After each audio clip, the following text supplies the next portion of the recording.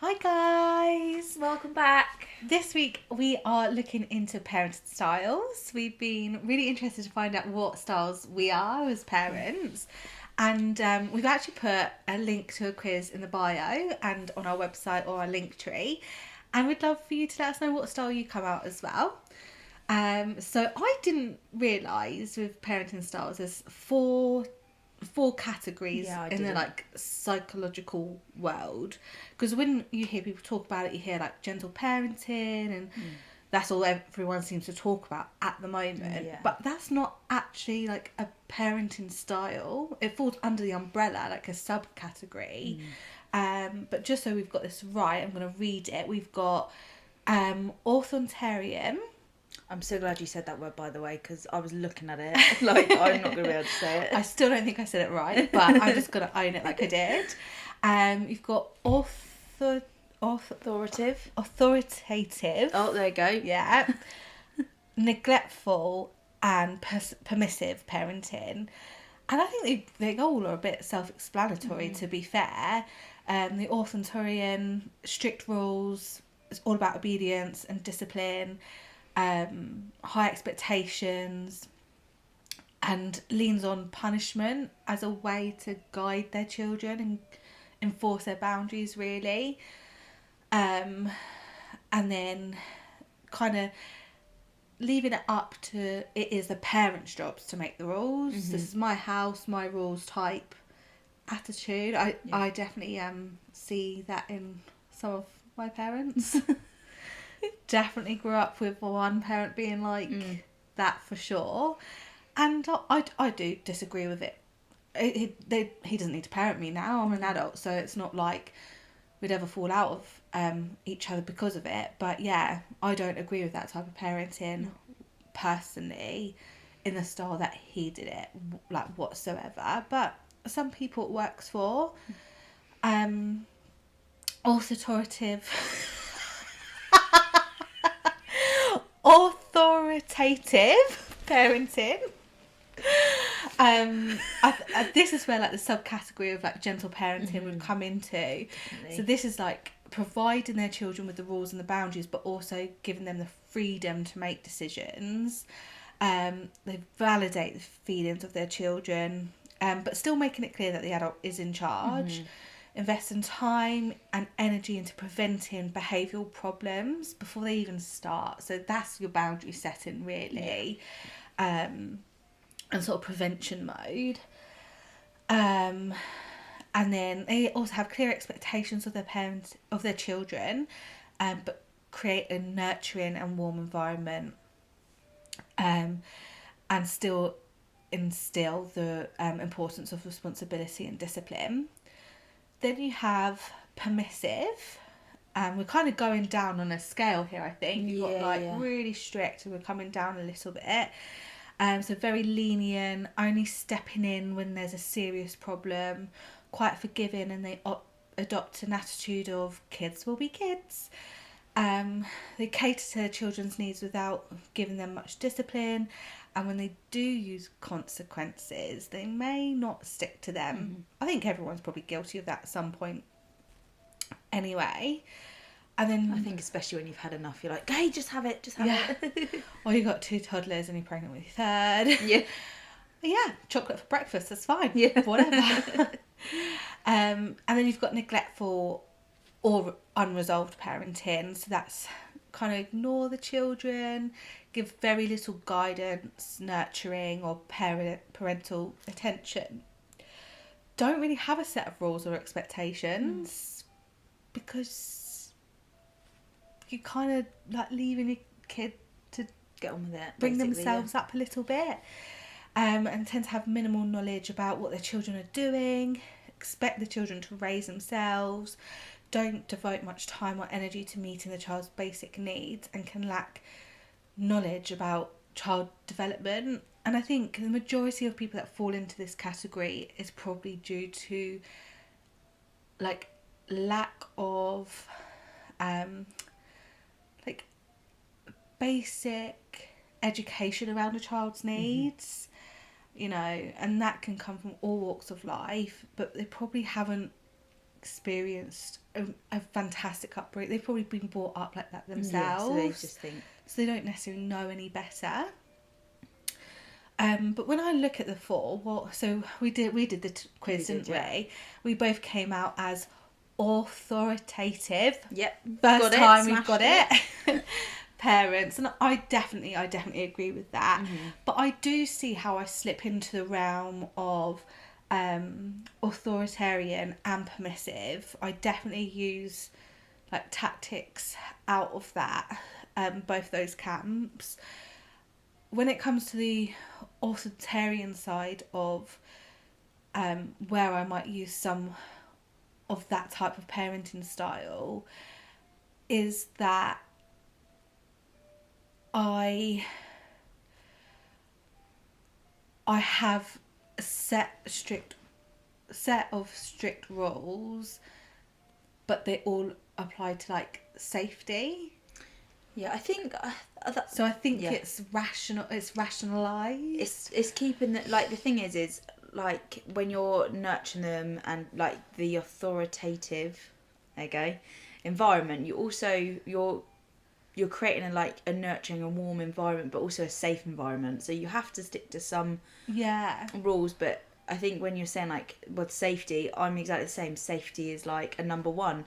You can't do that because it's not safe. Like some things you're like, oh, do you feel safe up there? And I think that's what I was going to say. Like, because I'm so strict with the safety elements, those boundaries are already set, where then I can, ironically, be quite permissive with some of my safety as well, because, and I guess that probably just lands me straight back into the authoritative camp. But like, because they're so strict and they know like there's no deviation with certain rules around safety, other parts of safety I really leave up to them to tell me how safe they feel. And again, that comes to like, are you safe up there, but also do you feel safe in the environment you're in? Because my rules and my expectations, I've already made that quite safe.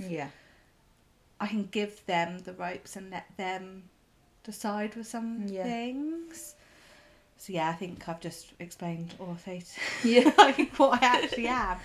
I definitely think I know there's 4 main parenting styles, but I definitely think you kind of slip into kind of like all of them in a way, not maybe the neglectful side, but I think when it says like in the permissive, like kids will be kids, but it's about teaching them, because you're not just letting kids be kids and crack on. Like some stuff, I'm like, Finn's gonna be, he's a kid, like that, like a toddler, that's what's gonna happen. But around that, I'm letting him, like you said, I have rules as well, but I also teach him and I'm helping him understand like that's not okay to do. Let's try and do it in this way so it's safe. So you're also like, for example, my garden has got high stairs. I know that my garden has got quite high stairs, and he knows that he can't come down without me there. And I've had to say to him, because he gets right to the edge and I go, stop! Like, and I have to like be quite firm about it. But he doesn't go down them stairs, and he waits for me to come, so he knows that. But sometimes he almost like risks it. But it's like, so I have to be quite strict on that, because he's going to injure himself, the safety aspect of it. But then if he's going up there and playing and he wants to try and get down himself, I'm also like, well, he's going to be a toddler, he's going to try and get down them stairs on his own. I've just got to make sure that I'm there. I thought of another one that I did with the girls, when it was probably push the boundaries. Some people might not feel like comfortable with it. Was like a massive one was with like plug sockets. So if they went near a plug socket, I would shout to scare them. So to scare them away from the socket. And you know, we all teach our children this in different ways, but it only took like maybe 2 at a push 3 times with each of them for me to do that, for them to then leave sockets alone, and it was never an issue. And obviously they're quite young at this age, so it was probably quite scary actually on their behalf. And I think that probably is just a step outside authoritative, and a little bit more towards the authoritarian type style, because I guess I was using fear as a bit of a tactic. And I think that's what I mean, like with the safety. Yeah. Like, I went down that route of like making them scared of the plug socket, as opposed to teach. But now they're older, they obviously understand why they can't touch it. Yeah, I definitely think it can depend on their age. Like, for example, like Hopper would understand. And I would never shout at her now. Like, that, because she know, but you would teach her. But say, for example, Finn, like, he wouldn't have any, like, he would understand, but he wouldn't fully understand, like. Yeah. Do you see what I so mean? with both the girls, I did it like when they were really little. So there we go. As soon as they were basically mobile and showed interest, because they're typical. They're right at the eye line of a crawling baby, aren't they? I think sometimes you have to, like. I think like, I find it really difficult. Like with this, I know you have to allow children to like explore and everything like that, and of course, but when it comes to like plug sockets or the oven, it's just not. Like, we try to say with Finn, the oven is hot, so we do not touch. Yeah, that was another one. We until about 18 months, like, our hot was always hot! And that was the first thing we would say. And it was that, like, shock, like, yeah. And then we'd be like, you can't touch, that's hot. But to get their attention and you need to like, say it. Yeah. It was that, like, kind of scared tactic. I feel like sometimes you have, yeah. Like, Finn now touches it and goes, ooh. Yeah. And I'm like, yeah, it's hot, mate. Yeah. Like, stop touching it. Like, I think. And as they learn, our like, intense hot, they went to a hot. Yeah. And now Lily goes, hot? Yeah. Hot? To, like, anything. But that's the thing, like, I think teaching them when they're little, they're not going to understand if you when they're, like, 6 months old, just saying, sit them down. It's really hot, you can't touch that oven. They're not going to get that. And I think. I think being a parent, it can be really difficult, and I know there is days where you are so to the point, like, I don't know if I want to bring this story up. No, I'm gonna. We bought a new buggy for Finn, and I was like, we're going out, we need some peppermint tea bags, and I also wanted to test out the buggy because it was like new, we were going out the next day, so I wanted to make sure how it worked and everything.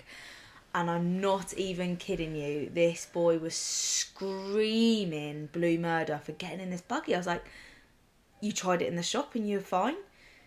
You get in our buggy, fine? You've never experienced getting into another buggy and being like this. So I was like, what is going on? So I said, right, we'll have 5 minutes and then we're going to get in the buggy and we're going to go to the shops. I was like, do you want a snack? Because he was hungry. I was like, right, trying to give all these little, like, if you have your snacks, you know that you sit in your buggy, put him in the buggy, screaming. And it was at the point where I was trying to put him in the buggy, and then he would arch his back, so then I was arching my back, so my back was hurting, and I was trying to, like, manoeuvre him through this bar of this buggy, because he just, like, sunk through, and I was getting to the point where I was like, Finny, you are getting in this buggy. Yeah. Like, don't care what you say, you're getting in this buggy, we need to go to the shops. And he just would not do it. And I was trying food. And he knows when he has food. When I give him food on a walk, he knows to get in his buggy. So he is aware, like, he knows that.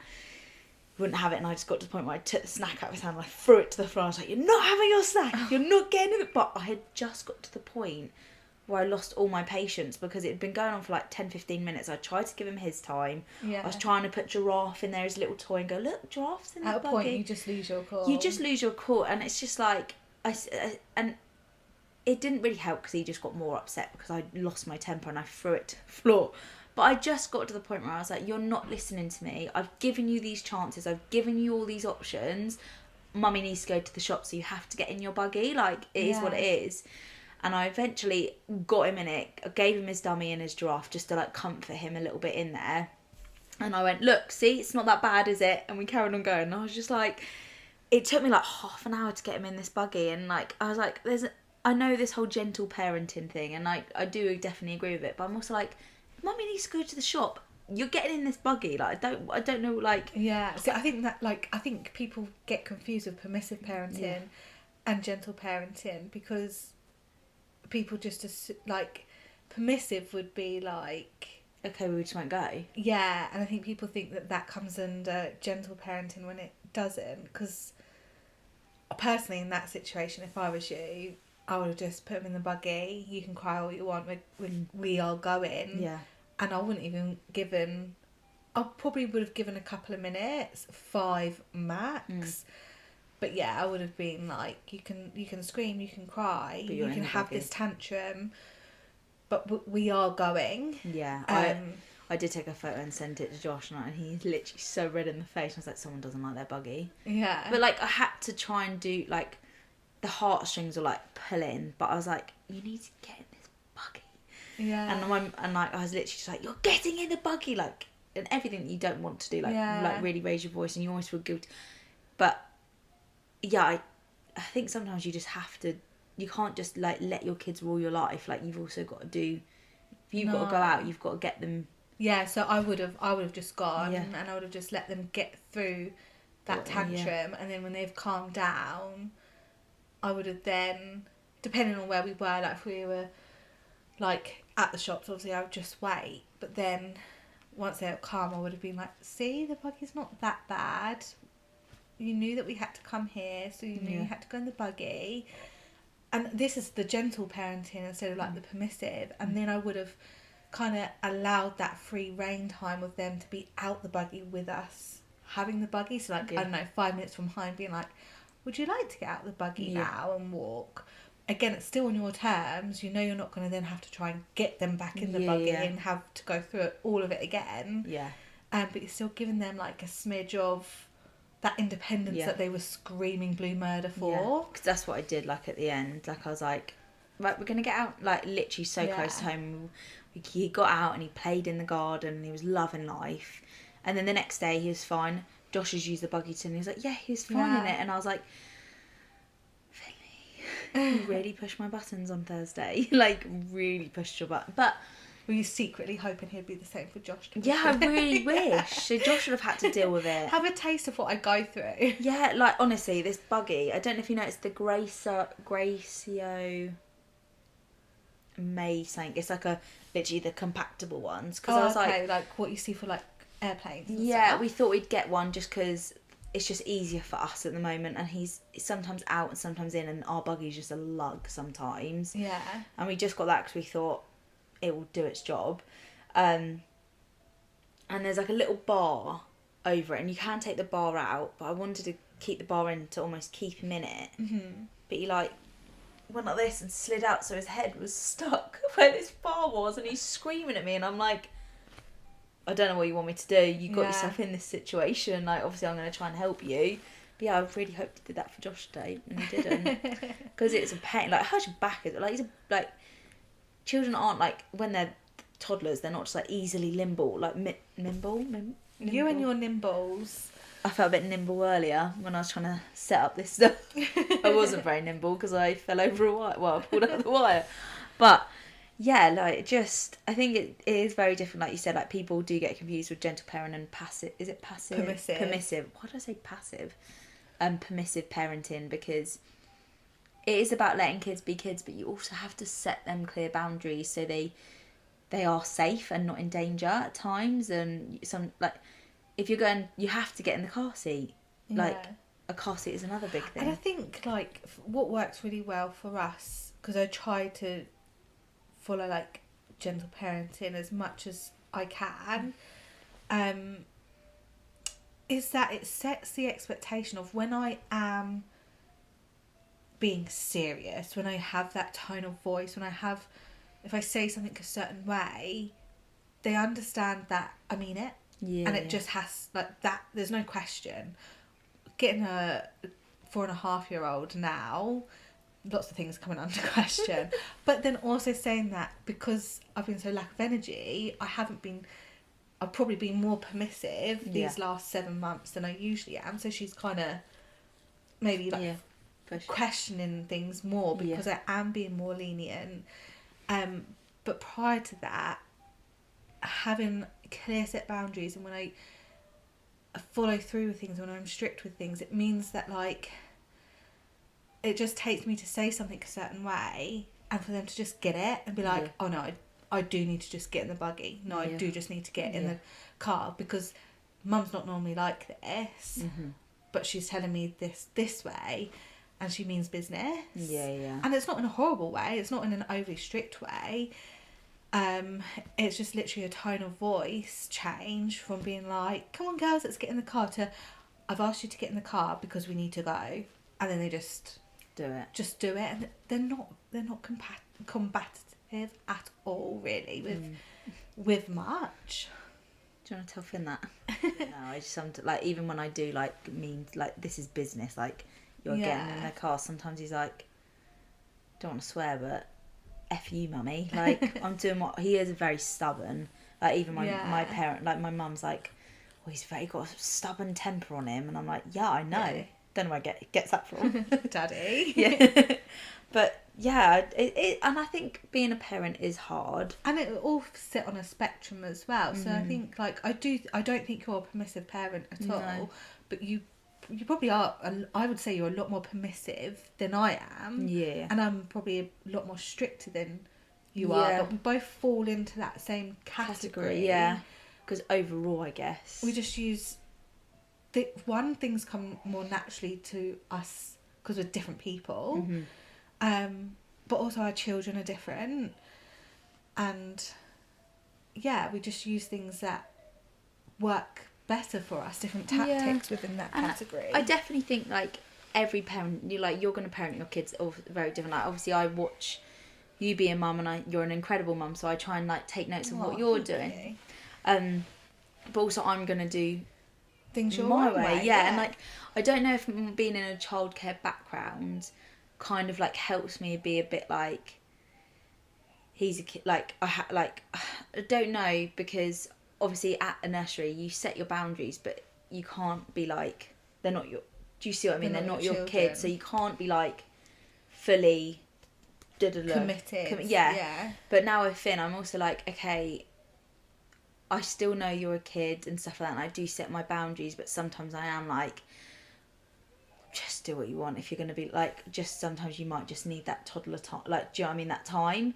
But yeah, like you said, I can be a bit permissive with stuff, but I just, sometimes I'm like, do you know what, it's just easier if I just let you do it. And like, maybe and like sometimes, like when he is really crying, like I now learn the cry of I want attention cry to I'm actually upset cry, and that has definitely changed a lot, because I've realised, like, you're not just crying to get my attention sometimes, do you know what I mean? It's more of a, I get it, I'm coming, like, I'm going to help you. But if you're just going, maybe as well, like, your postpartum experience affects the type of parent as well, because like you said, like you just said then, like, I've now just learned, and I don't want this to come across like I'm saying like I'm perfect, you're not, because I don't. I really, really mean this. I do not mean that. Like, that was something that I was in a mind space to be able to learn from a very young age. But I think all mums struggle when they hear their little ones cry.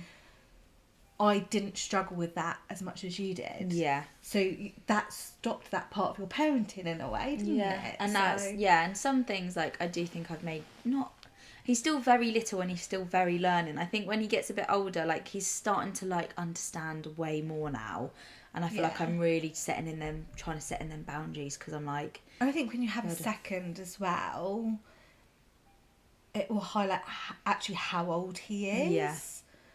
In that sense, and that would develop your parenting skills again. I think each child you have probably does that. Some may argue for better, some may argue for worse. Some, like, you hear it all the time where, like, the youngest gets away with everything because the oldest has worn the parents out, type thing. But it's not the case. Because you'll have that postpartum period should be different, hopefully, for you. And then having a second one will highlight that Finn, like, how much Finn does understand. And it's just maybe, probably. It's really hard because he is good. He's a really good kid. He is. He's just with you. Yeah. But I think that also shows like how well you parent for him to feel comfortable to kind of he can act that way around retaliate me. a little bit. He almost can like unload his like emotions and stuff on me, because like when he has a tantrum, I do leave him and stuff, and then he comes up to me and he just wants to hug, and I'm like, I'm like, come here, it's okay. Like I know, I don't like pander to it. Like as soon as he drops on the floor and has a tantrum, I'm like, have your tantrum, and when you're ready you can come to me. And then he comes to me and he's like and he like pats my shoulders while he's giving me a cuddle. But he just has his moments of like that, and I'd rather him be like that around me than not. I mean, the other day I did have to like just pick him up under my arm, and like, you know, when you're out and about and you see a mum holding their child under their arm, you're like, salute that woman. Yeah, she's asked a few times and they're not listening. Yeah. And I literally was like, right, you're either getting in the buggy or mummy is carrying you, because we need to get to this place. Just wouldn't have any of it. So I was like, right, getting in the buggy. Like I literally was just like scooping him up. Like it just sometimes you so if you're not going to listen, I can't wait for your decision to think, because I'm making that decision for you. Absolutely. I try and what I struggle with, I don't want to be in a situation where my kids know that I give them 3 chances. So I don't want them to know that, oh, it's okay, mum's only asked nicely. Oh, it's okay, mum's only asked, like, she's only counted to 2. Okay, mum's counted to 3 now I have to act. I don't want them to wait until I get to that point. Yeah. So I have the rule of 3 in my head, but I try and change it all the time of how I articulate like you're on your last chance.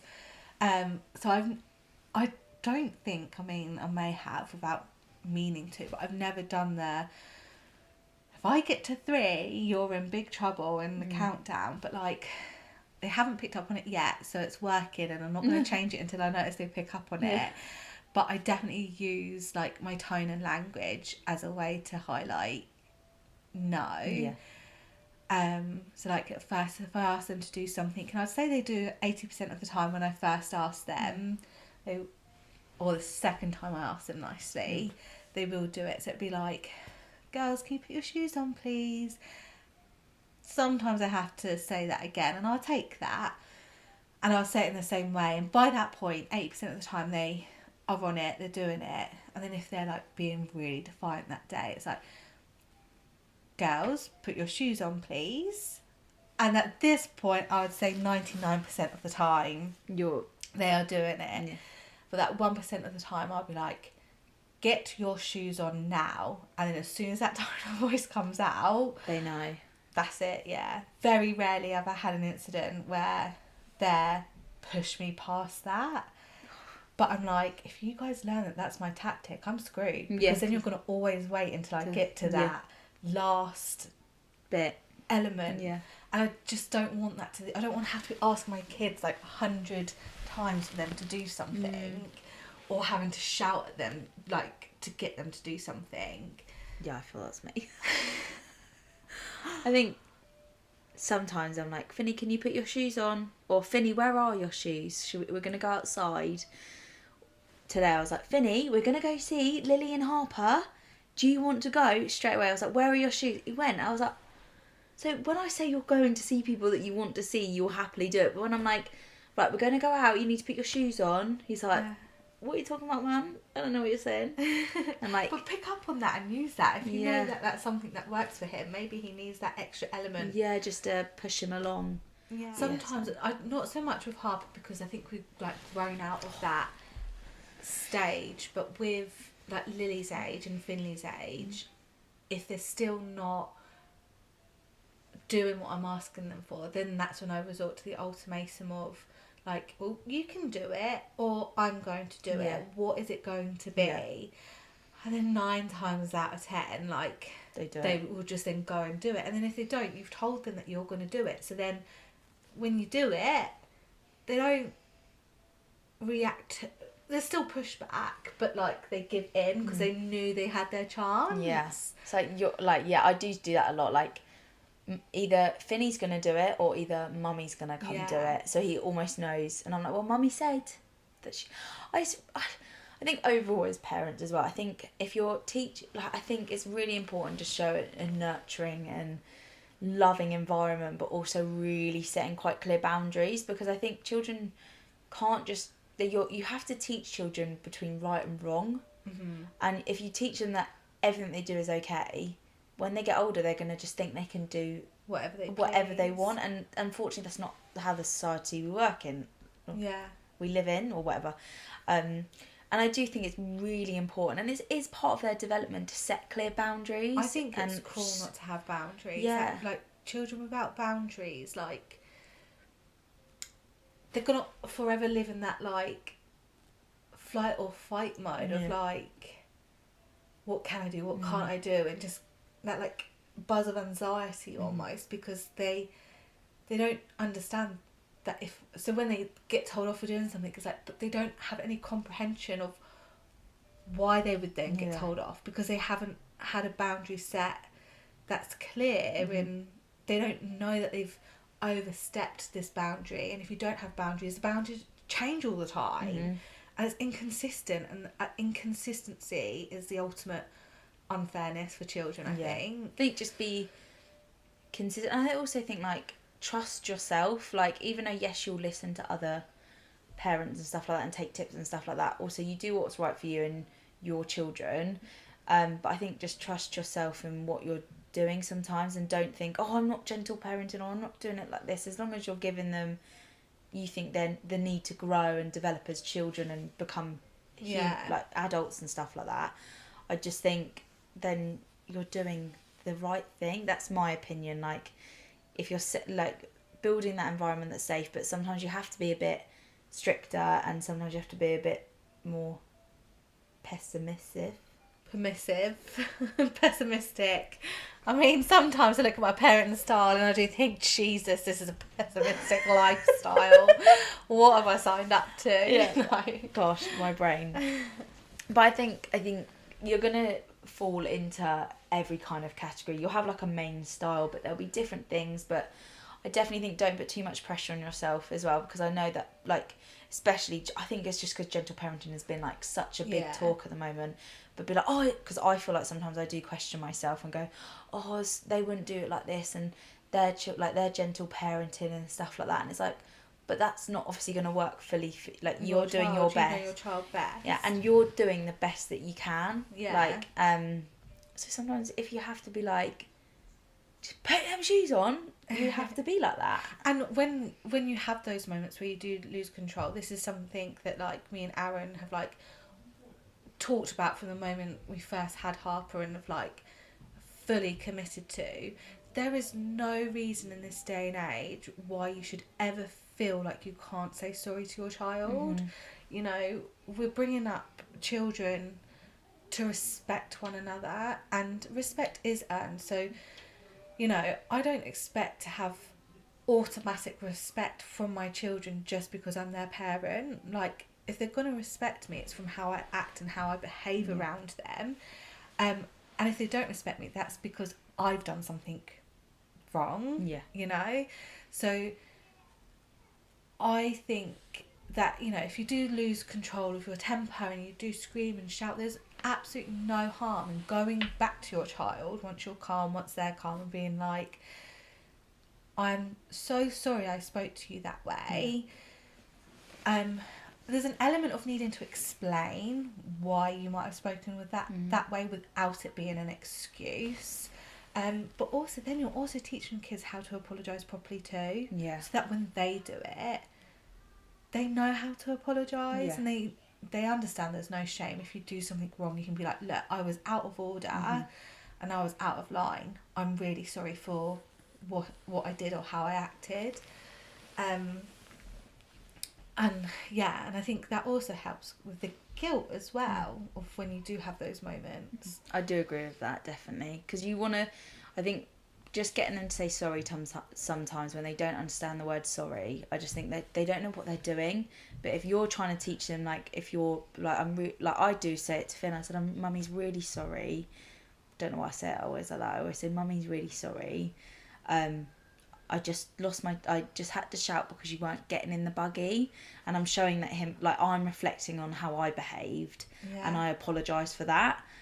So then he also learns when he has an outburst, like when he's older especially, and if he can come and say sorry to me and understand that, then he knows that, like, you say it when you really mean it, if that makes sense. It's not just like oh, sorry.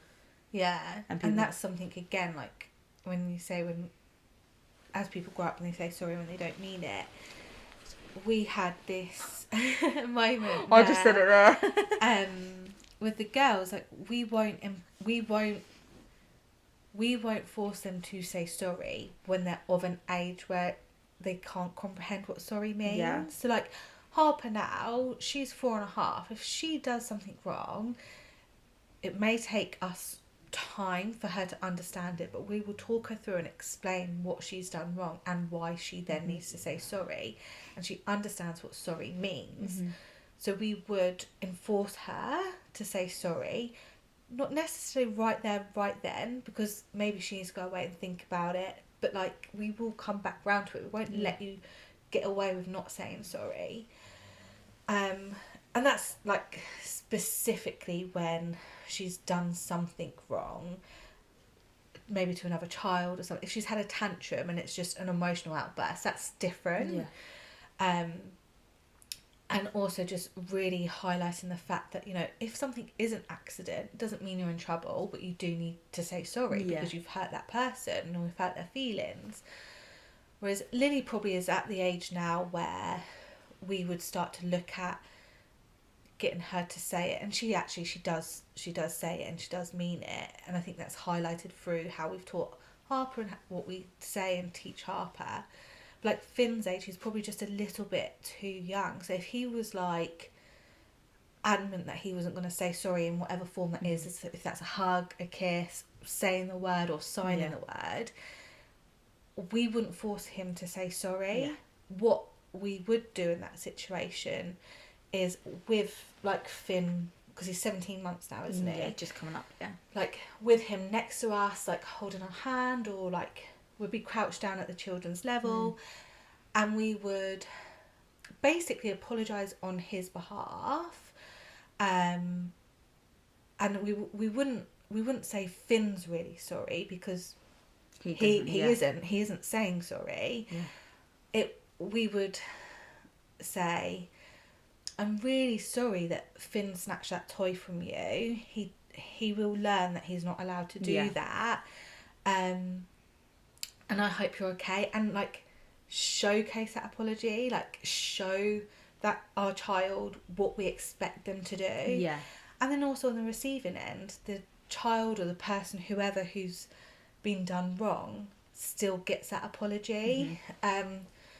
Whereas you see it where some some people won't even agree with that, but you see where some parents are like, oh, you don't want to say sorry, that's okay, you don't have to say sorry. Like that permissive style that gets confused with gentle parenting. Like, I don't agree, but I don't want to teach my kids to lie. So if they're not sorry, or if they can't express sorry in the realm of, they don't say sorry, but then at Harper's age, if she's not willing to say sorry, we would explain to her, well, if you don't say sorry, that person might not want to play with you next time, or, you know, if you're not sorry, how do you think that makes that person feel? Yeah, that's the big thing for me. And we just talk it through, and we still let them kind of make their choice. And basically, almost 100% of the time with Harper, like, she will come round and she will say sorry, but it does need to be on their terms, and it needs to be processed by them first. Like, you wouldn't expect an adult to apologise just because you said they need to apologise. So why would you expect a child to? A child, and we try and apply that. And I know I'm rambling on. We try and apply that with punishment too. Like, what is realistic in the realm of the world? Like, if you're an adult and you kept your desk untidy at work, they wouldn't take your phone off you for a week. So why would I confiscate my child's phone, for not doing a chore? Like, that's not what will happen in the real world. what would happen in the real world is your desk will start to smell. It'll be a bigger job to tidy up. You will be made to tidy it up. People won't come to your desk.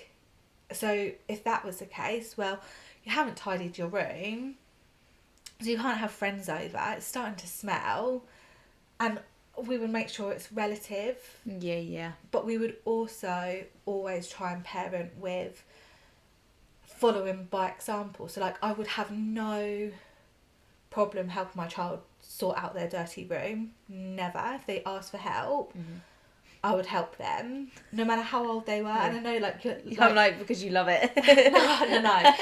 No. I don't. I enjoy organising, not tidying. Yeah. But I would also not just go tidy my child's room. No, go support them and help, but not just do it for them, because I think they're not learning. No, definitely not. And then also, if you're not supporting them by doing it, they're not learning either, because then they're just living in a shithole. And it's kind of, that's something Aaron and I, like, we talk about our parenting like every couple of times a year type thing, and we are on the same page. Just pass on the Sorry. But that, like, we're big advocates by, like, setting examples, and, you know, I can say sorry so you can say sorry. I can tidy the playroom so you can help me tidy the playroom, which is something we're struggling with, bless her, because Harper's like, she will do it, especially if we help her, but she sees that Lily doesn't do it. But obviously we try and keep things age appropriate, so we won't force Lily to tidy up, but she does need to be present. Yeah. And, you know, if she chucks one or two things in the basket, that's a win. Yeah, But we wouldn't force Lily to actually tidy the playroom up. The same, we wouldn't force Harper really, but we would be like, Harper, come on. You know where your toys go. You need to put that away, you need to put that away. Whilst putting stuff away ourselves. Yeah. And she has questioned it a couple of times where she's like, well, Lily's not doing it. And you're like, okay, this is something we need to try and figure out how we explain to Harper without giving Lily a green light not to help tidy. So if anyone is in the same situation with a 4 and a 2-year-old and is going through that with a 4-year-old starting to question why the rules don't apply to the 2-year-old, please send me your tips. Love to read through them, see what might work for us, and let us know what parenting style you come out as. That'd be really interesting. Go do the quiz, and we will see you next week. Bye. Thank you for joining us in this week's episode of Honey, I Birthed the Kids. We love sharing our own insights and experiences as parents, but that is just what they are. So if you're concerned by anything discussed today, speak with your GP, midwife or other healthcare professional. For more information about Honey, I Birthed the Kids, visit our social media platforms and website www.honeyiBirthedTheKids.com.